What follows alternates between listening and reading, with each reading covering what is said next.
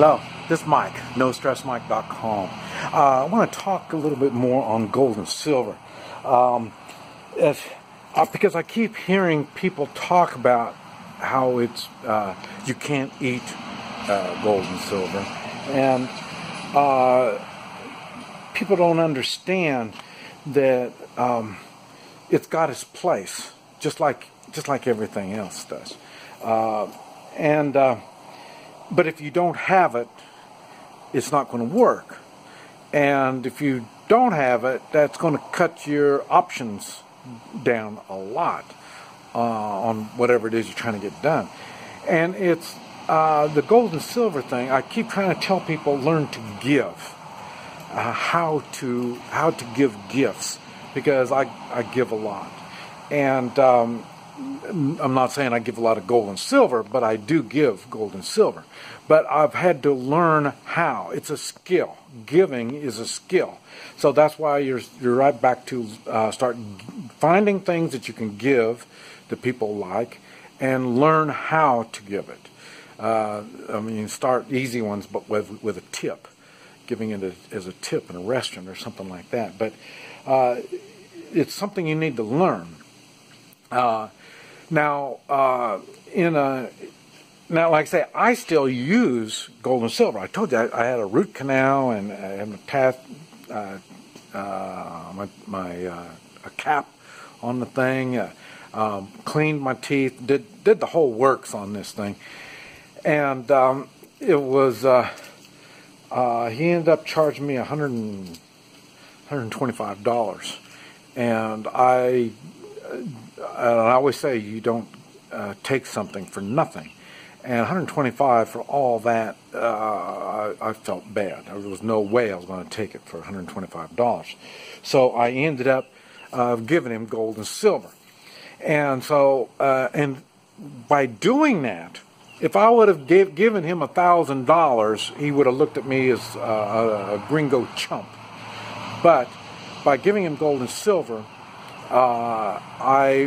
we were working on a relationship anyway. That nailed the relationship. And so, in other words, by doing that, you will gain a relationship if you do it right. And that is the same thing on a shit hit the fan situation. If you're going to give me food, and then I need to give you something in return. And what? Am I going to give you ammunition? Am I going to give you clothing? I mean, what am I going to give you? This is what I want to talk about. And this is some of the stuff that I've used. And I want to talk a little bit about it. Okay. What we have here, this is a roll of dimes. These are pre-1964, and let's see, there it is. Can't see it. 63 or whatever. But anyway, these are silver dimes. A silver dime is worth a meal. Right here is a tube. There's 50 of them. So there's 50 meals that I have. I'm telling you this is just a ballpark figure. It's going to be worth a meal. It might be worth 2 meals, depending on the circumstances. If it's a place where there's not very much food, you might have to give them 2 for a meal. But in general, 1 dime, 1/10 of an ounce, is worth 1 meal. Now I've got some 1/10 ounce coins that are pretty, and so I use them for gifts and stuff like that. But anyway, as a gift, this doesn't work too good, because people look at it, they still, in their minds, they still look at it, well, it's just a dime. They don't realize the value of silver and how to use it.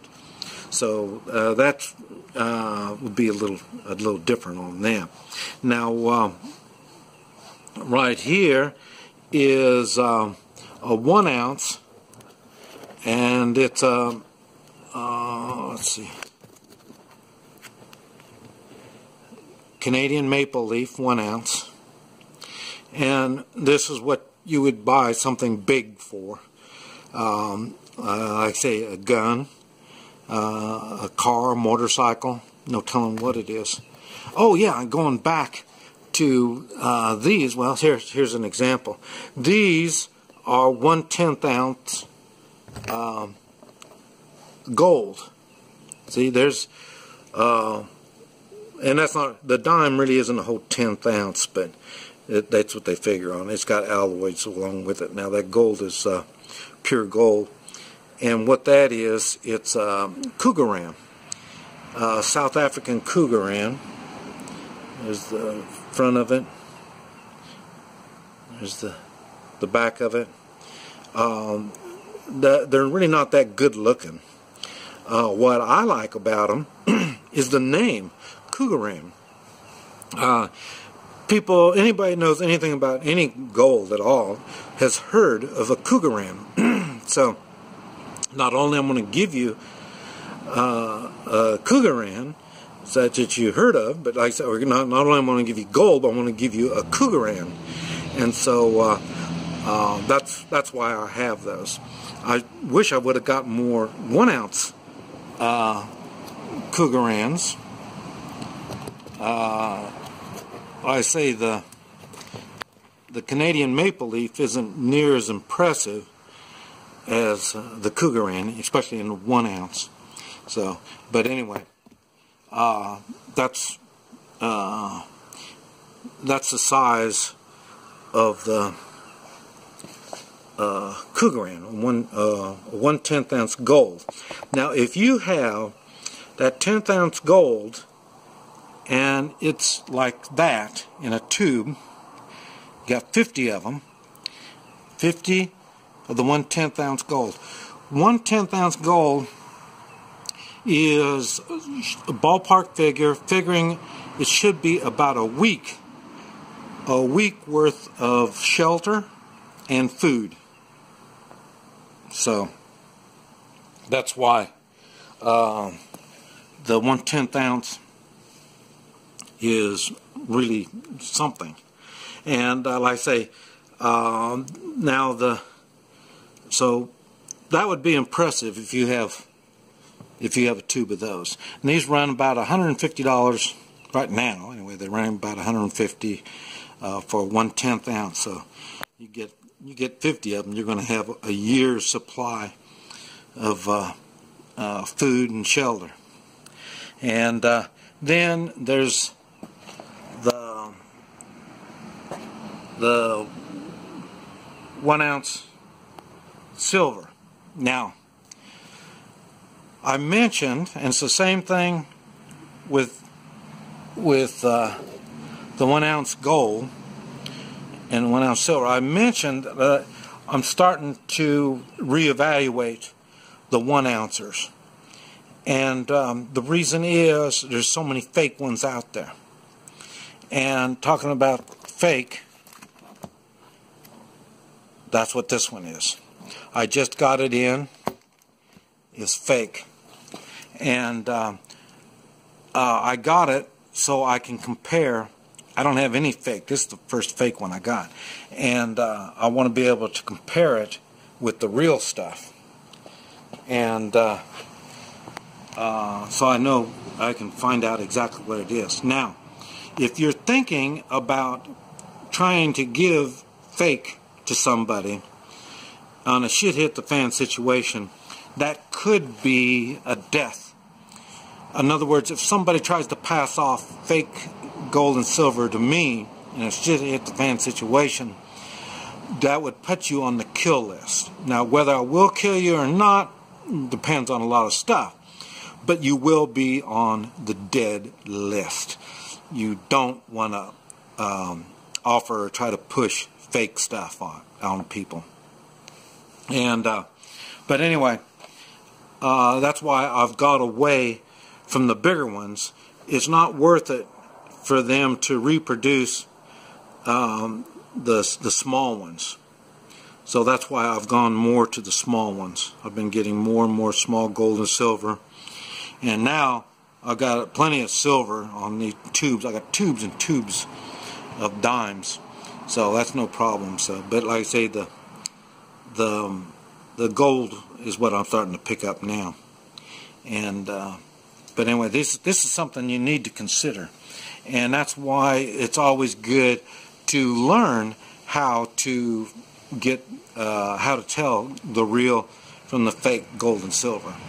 And there's testing equipment. You need to learn how to use that testing equipment and just learn how to do it. You can do it without the testing equipment, but you need to learn, and especially if you're going to take this stuff. But that is something you do need to be cautious of. But anyway, I thought I would just bring this to your attention because, like I say, I do this a lot. I give away a lot of gold and silver, and that's because, like I say, I've learned by giving away the other stuff that I give. I've learned how to do it, when to do it, who to do it to, and this type of stuff. And this is what you need to learn. Because, like I say, if there's a group of people, you don't want to just give it to the one person, because now everybody's thinking, well, how about mine? And then at the same time, but there are times you do it. And if it's somebody that's really special, and like I say, if I've got a friend and I've known him for years, and he talks about me and he says good things about me, and then I see him again, and in front of his friends, I may give him something special like that, because he's already pumped me up already, and so now I'm just kind of pumping him up also. So because that's what a relationship does. You make each other, you improve the lives of the other person. But anyway, I thought I'd mention that to you. This is Mike, NoStressMike.com.